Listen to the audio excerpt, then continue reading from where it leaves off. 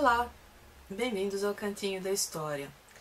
Hoje eu estou aqui para responder a mais uma questão do meu jovem amigo Marcos Henrique. Marcos Henrique, que tem uma mente muito intuitiva e muito curiosa, dessa vez quer saber sobre a máfia. E olha que tema, né?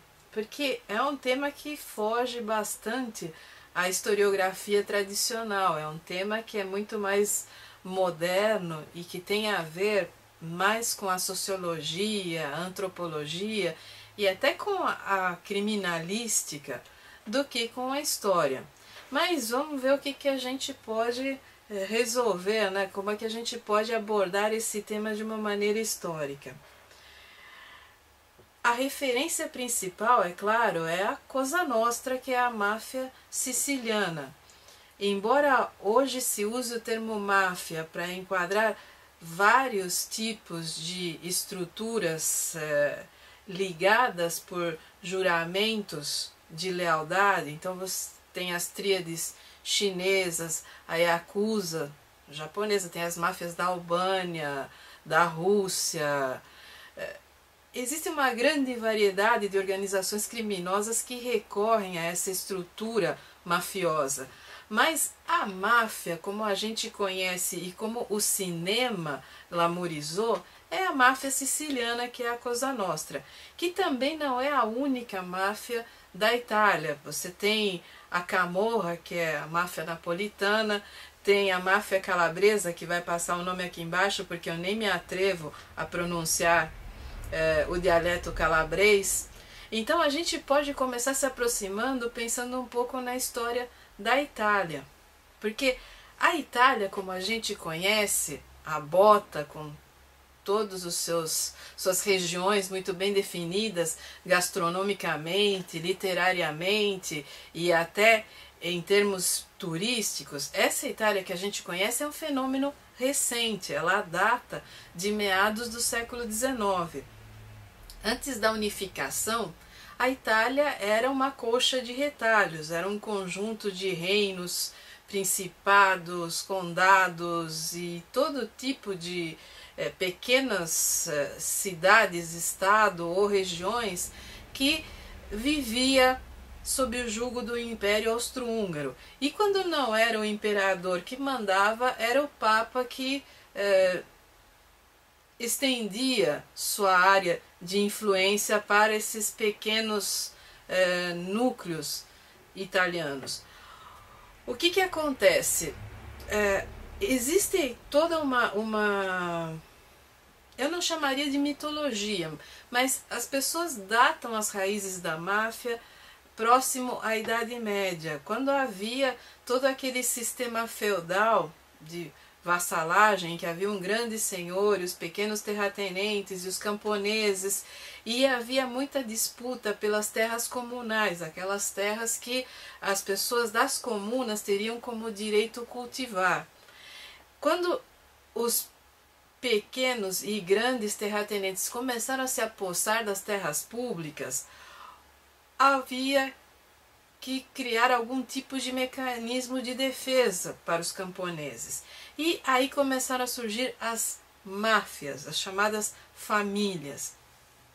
O que é uma estrutura mafiosa? Eu não sei, Marcos, se você chegou a assistir O Poderoso Chefão, né? Que é uma das minhas recomendações.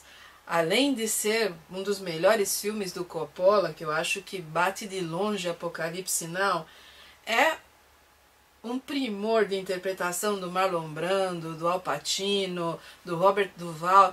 É um filme sensacional e nele você vai encontrar algumas pistas da mentalidade italiana, da mentalidade mafiosa italiana, que é a questão da família. O que liga o mafioso a essa organização é um juramento de sangue, um juramento de lealdade. Normalmente, quer dizer, o modelo siciliano é o modelo das máfias familiares endogâmicas, quer dizer, essas máfias têm laços consanguíneos. Então, quando você diz a família Gambino, ou quando você diz a família do Lucky Luciano, quando você cita esses mafiosos dos Estados Unidos que deixaram seus nomes na crônica policial, você pensa em uma estrutura familiar mesmo. Ali estão primos, sobrinhos, filhos, netos e todos os parentes colaterais, pessoas que ingressaram pelo casamento, pessoas que ingressaram pelo compadrio, que o compadrio também é um laço muito forte devido a essa formação católica dos italianos. E o compadrio, eu acho que todo mundo sabe, é quando você oferece àquela pessoa que você estima um filho seu para batizar. Então vocês viram compadres. E não é só isso, quer dizer, o padrinho é aquela pessoa que vai tomar conta da criança ou do jovem na ausência dos pais. Quer dizer, em caso dos pais falecerem ou ficarem incapacitados, é o padrinho que toma a si a responsabilidade da criança, que vai prover, que vai fornecer educação e que vai olhar pelo futuro da criança. Não é apenas o futuro dentro da religião. Existe toda essa questão do compadrio material. E isso é muito presente nos católicos latinos em geral, mas nos italianos em particular. E é por isso que eu acho medonha a tradução de O Poderoso Chefão, porque o nome é The Godfather, que é o padrinho. O grande laço de Don Corleone com a comunidade italo-americana é o fato dele apadrinhar uma porção dessas crianças. E essas crianças, à medida que vão crescendo, vão se tornando parte dessa família maior e incorporando-se a essa máfia. Essa é uma estrutura mafiosa típica siciliana. Essa é a Cosa Nostra. Você, em um determinado momento, é chamado por um parente, você começa como soldado, quer dizer, você cumpre ordens, te mandam fazer todo tipo de serviço, até o momento em que eles te testam e se você passar, você é admitido. E para isso você faz um juramento de sangue, você jura lealdade, você jura silêncio. Existe a chamada omertà, que às vezes é erroneamente traduzida como lei do silêncio. A omertà é muito mais do que você jurar nunca delatar os integrantes da sua família. A omertà, você compromete a sua honra por inteiro no serviço da família. Então não é apenas o silêncio, é uma lealdade que ultrapassa as fronteiras da vida e da morte. Em troca disso, a família protege você. Se você morre, eles cuidam dos seus filhos, da sua esposa. Se você tem qualquer problema, eles fornecem a segurança. E essas famílias vivem do crime organizado. Porque para que isso se sustente, em um primeiro momento cobrava-se proteção. Que é aí que a gente volta naqueles camponeses medievais e principalmente à medida que o Império Austro-Húngaro era expulso e tornava a invadir a Península Italiana e todas aquelas guerras, as pessoas precisavam ser protegidas. Então elas pagavam as famílias mafiosas por essa proteção. Essa era uma proteção que era cobrada e assim as máfias se sustentavam. À medida que essas estruturas ficaram mais complexas, eles passaram não apenas a extorquir proteção, passaram a efetuar contrabando, jogo clandestino, explorar prostituição e a se tornarem de fato senhores do crime organizado. O segundo filme da trilogia, eu não recomendo o terceiro, eu achei o terceiro bem fraquinho, apesar da grande interpretação do Al Pacino. Mas eu recomendo a você, Marcos, que você assista esse segundo filme com muito carinho e muito cuidado. Porque além dessa interpretação do Al Pacino na figura do Michael Corleone, que ele constrói o Michael passa de ser o cara que assumiu a família no susto para se tornar um verdadeiro padrinho. E você tem também uma interpretação magistral, a história se passa em dois tempos, do Robert De Niro, interpretando Don Corleone quando jovem. Então o mesmo papel que o Marlon Brando faz, o Robert De Niro no segundo filme interpreta a juventude. E nesse filme aqui você vai aprender muito sobre a história dos Estados Unidos, principalmente do início do século XX e dessa parte dos anos 60, quando os Kennedy tentaram desbaratar a máfia e se deram mal.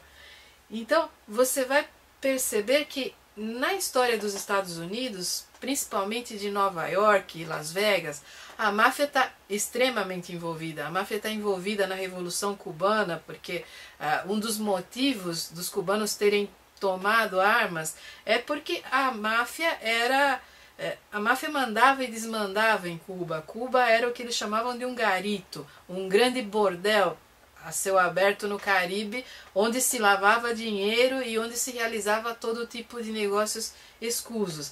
Então, esse filme é muito interessante para você pensar nos Estados Unidos. Na Itália, a máfia foi muito poderosa durante coisa de quase um século, de meados do século XIX a meados do século XX, a máfia, mesmo com as guerras mundiais, mesmo com o fascismo, nas regiões de influência mafiosa, é como se a história tivesse parado. O pessoal ali de fato mandava e desmandava. Depois da Segunda Guerra, quando a Itália se democratizou, a máfia passou a atuar muito mais no mercado financeiro. E aí os atentados que foram praticados nos anos 70 e 80 eram muito mais atentados políticos, porque a máfia tentava a qualquer custo sobreviver às mudanças da sociedade italiana. Até o momento em que houve a Operação Mãos Limpas e uma boa parte dos grandes chefes foram encarcerados.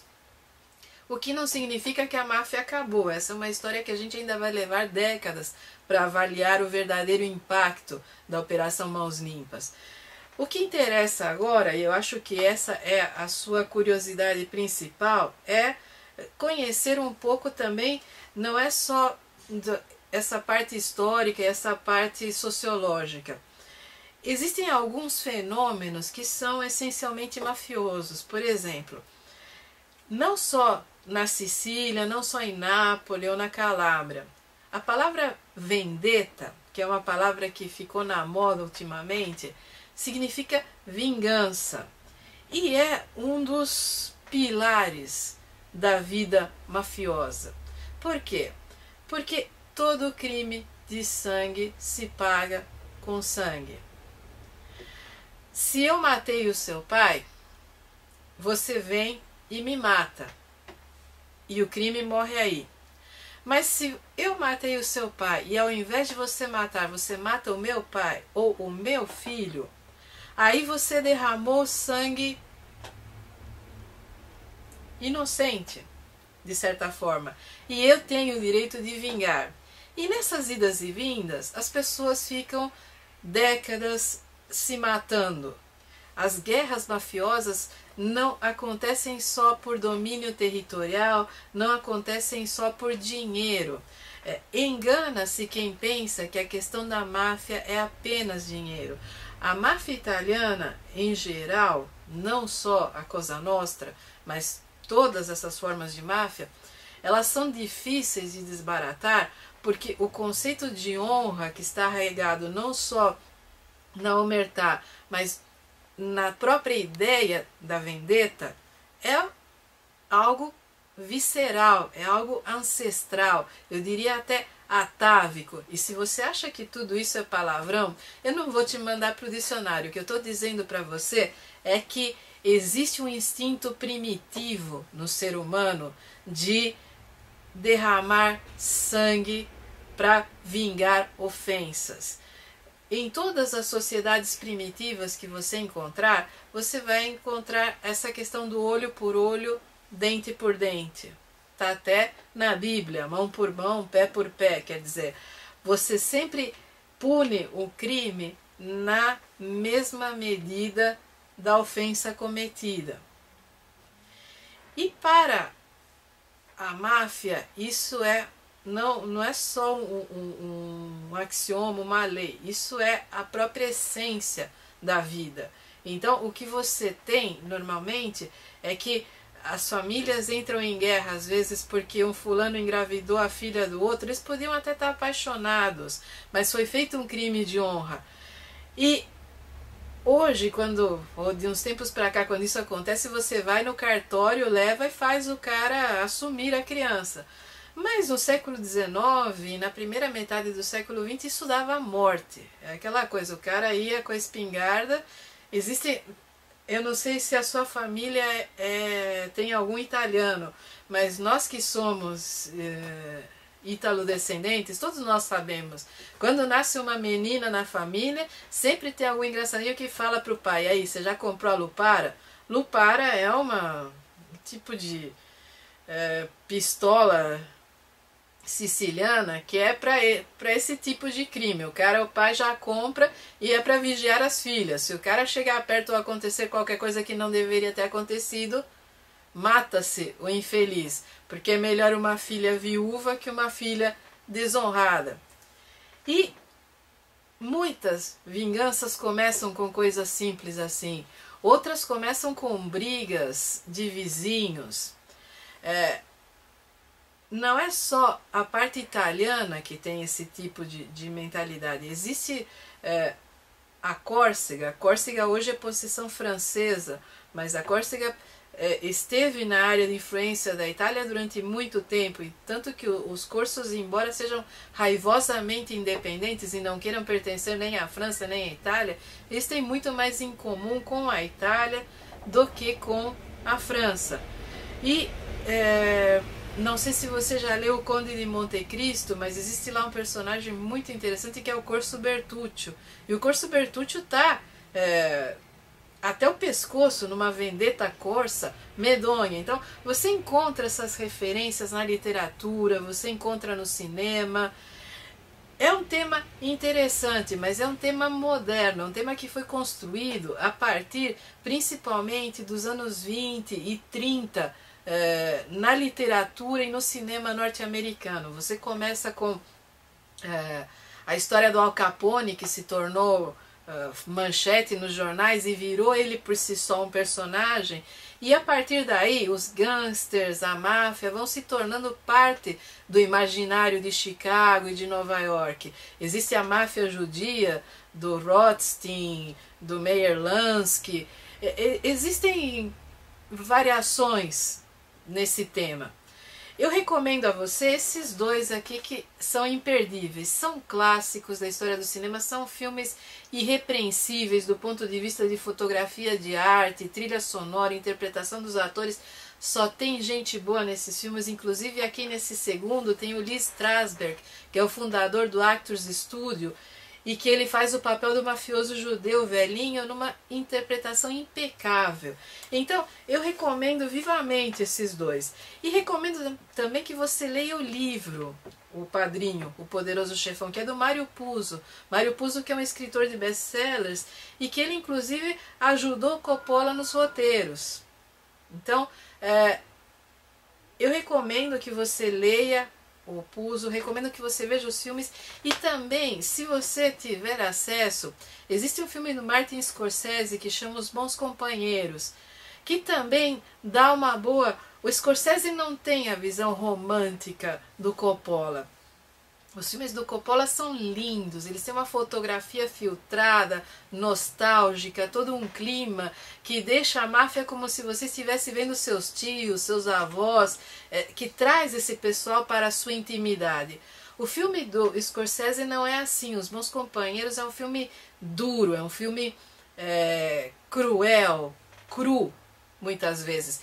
Eu não sei se você já viu Taxi Driver, mas é uma estética um pouco parecida, só que mais histriônico. A questão para mim é que o tema da máfia é um tema construído culturalmente. Nós ainda não temos avaliações históricas que sejam... que a gente possa confiar. Porque ninguém fala.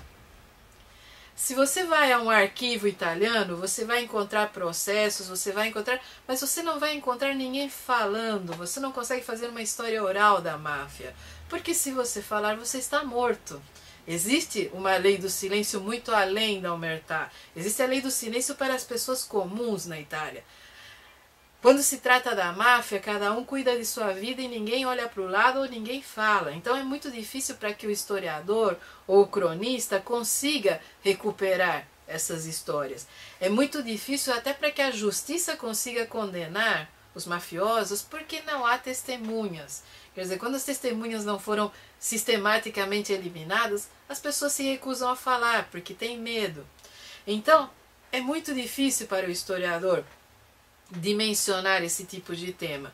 E o que acaba acontecendo é que a gente tem uma produção cultural vasta sobre o tema, tem best-sellers, romances, histórias em quadrinhos, filmes, tem até músicas inspiradas, existem conjuntos que cantam mascarados e que cantam temas ligados ao imaginário mafioso, mas você não vai encontrar muito academicamente esse tema ainda. Eu acredito que em mais 50 anos é provável que as pessoas comecem a ter mais acesso e mais liberdade para tratar desse tipo de tema. Por enquanto, é o que dá para fazer, olha.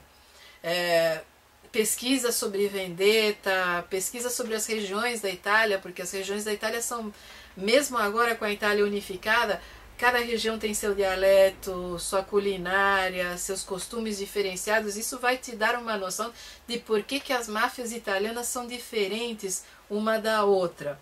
Assista os filmes, assista o que você puder conseguir. Mesmo os filmes dos anos 40 e 50 de gangsters, aqueles filmes noir, né, com aquele estilão preto e branco do James Cagney, do Humphrey Bogart, você vai encontrar muito dessa temática do crime organizado e você vai entender um pouco o fascínio que a sociedade americana tem por esse tipo de bandido, porque a sociedade italiana não glamoriza a máfia, é a sociedade americana quem faz.